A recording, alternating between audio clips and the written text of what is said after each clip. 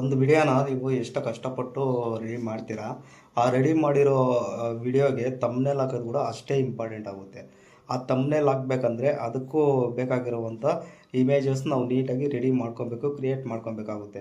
ಆ ವಿಡಿಯೋನ ನಾವು ಯಾವ ಥರ ಕ್ರಿಯೇಟ್ ಮಾಡ್ಕೊಬೇಕು, ಯಾವ ಥರ ಕಟ್ ಮಾಡ್ಕೊಬೇಕು ಅನ್ನೋದು ಹೇಳ್ಬಿಟ್ಟು ಈ ವಿಡಿಯೋದಲ್ಲಿ ನೋಡೋಣ ಬನ್ನಿ ಫ್ರೆಂಡ್ಸ್. ಫಸ್ಟ್ಗೆ ನಾನು ಪ್ಲೇಸ್ಟೋರ್ ಓಪನ್ ಮಾಡ್ತೀನಿ. ಪ್ಲೇಸ್ಟೋರ್ ಓಪನ್ ಮಾಡಿ ಸರ್ಚ್ ಬಾರಲ್ಲಿ ಸರ್ಚ್ ಕೊಡಬೇಕು, ಪಿಕ್ಸಾರ್ಟ್ ಅಂತ ಹೇಳ್ಬಿಟ್ಟು. ಪಿಕ್ಸಾರ್ಟ್ ಇಲ್ಲಿ ಮೇಲ್ಗಡೆ ಬಂತಲ್ಲ, ಇದೆ ಫಸ್ಟ್ ಒನ್ ಕ್ಲಿಕ್ ಮಾಡಿದ್ರೆ ಇಲ್ಲಿ ಪಿಕ್ಸಾರ್ಟ್ ಎ ಫೋಟೋ ಅಂತ ಅಪ್ಡೇಟ್ ಕೇಳ್ತಾ ಇದೆ. ನಾನು ಆಲ್ರೆಡಿ ಇನ್ಸ್ಟಾಲ್ ಮಾಡಿದ್ದೀನಿ. ನೀವು ಇದನ್ನು ಇನ್ಸ್ಟಾಲ್ ಮಾಡ್ಕೊಬೇಕಾಗುತ್ತೆ. ನಾನು ಡೈರೆಕ್ಟಾಗಿ ಪಿಕ್ಸಾರ್ಟ್ ಓಪನ್ ಮಾಡ್ತೀನಿ ನೋಡಿ. ಇಲ್ಲಿ ಐತಲ್ಲ ಪಿಕ್ಸಾರ್ಟು, ಇದ್ರ ಮೇಲೆ ಕ್ಲಿಕ್ ಮಾಡ್ತೀನಿ.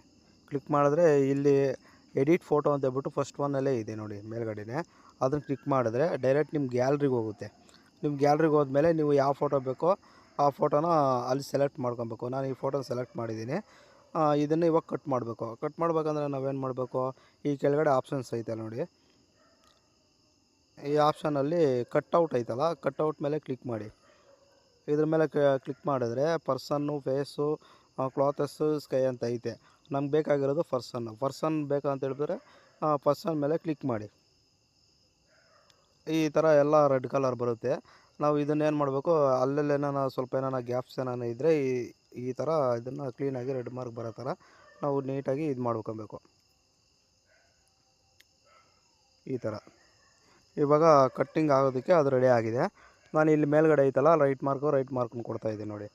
ಈ ಥರ ಬಂದಿದೆ, ಕಟ್ಟಾಗಿದೆ. ಬಟ್ ಹಿಂದ್ಗಡೆ ನಮ್ಗೆ ಬೇಡದಿರೋ ಕೆಲವೊಂದು ಬ್ಯಾಕ್ಗ್ರೌಂಡ್ಸು ಹಂಗೆ ಉಳ್ಕೊಂಬಿಟ್ಟಿದೆ. ಅದನ್ನು ರಿಮೂವ್ ಯಾವ ಥರ ಮಾಡಬೇಕು ಬನ್ನಿ ತೋರಿಸ್ತೀನಿ.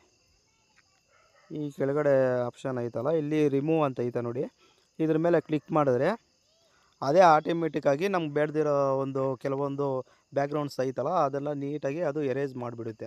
ಈ ಥರ ನೀಟಾಗಿ ಈಗ ಫೋಟೋ ಕ್ಲೀನಾಗಿ ಅದು ರೆಡಿ ಆಗಿದೆ. ನಮ್ಮ ತಮ್ನೇಲ್ಗೆ ಯಾವ ಥರ ಫೋಟೋ ಬೇಕಾಗಿತ್ತೋ ಆ ಥರ ಫೋಟೋ ಅದು ಇವಾಗ ರೆಡಿ ಆಗಿದೆ. ನಾವು ಇದನ್ನು ಗ್ಯಾಲರಿಗೆ ಡೌನ್ಲೋಡ್ ಮಾಡ್ಕೊಬೇಕು.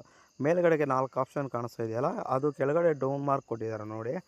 ಅದನ್ನು ಕ್ಲಿಕ್ ಮಾಡಿದ್ರೆ ಅದು ಡೈರೆಕ್ಟ್ ಗ್ಯಾಲರಿಗೆ ಹೋಗಿ ಡೌನ್ಲೋಡ್ ಆಗುತ್ತೆ. ಕೆಳಗಡೆ ಇಲ್ಲಿ ಡನ್ ಐತಲ್ಲ ಅದ್ರ ಮೇಲೆ ಕ್ಲಿಕ್ ಮಾಡಬೇಕು. ಕ್ಲಿಕ್ ಮಾಡಿದ್ರೆ ಗ್ಯಾಲರಿಯಲ್ಲಿ ಹೋಗಿ ಡೈರೆಕ್ಟ್ ಅದು ಇಮೇಜ್ ಹೋಗಿ ಕೂತ್ಕೊಂಡಿರುತ್ತೆ. ಈ ಥರ ಇದು ಆಲ್ರೆಡಿ ಇವಾಗ ಗ್ಯಾಲರಿಯಲ್ಲಿ ಹೋಗಿ ನನಗೆ ತಮ್ನೇಲ್ಗೆ ಯಾವ ಥರ ಫೋಟೋ ಬೇಕೋ ಆ ಥರ ಫೋಟೋ ಗ್ಯಾಲರಿಯಲ್ಲಿ ಹೋಗಿ ಸೇವ್ ಆಗಿದೆ. ಇವಾಗ ನಾನೇನು ಮಾಡ್ತೀನಿ, ಬನ್ನಿ ತೋರಿಸ್ತೀನಿ ಗ್ಯಾಲರಿಯಲ್ಲಿ ಯಾವ ಥರ ಕೂತ್ಕೊಂಡಿರುತ್ತೆ ಅಂತ ಹೇಳ್ಬಿಟ್ಟು. ಡೈರೆಕ್ಟ್ ಗ್ಯಾಲರಿಗೆ ಹೋಗೋಣ.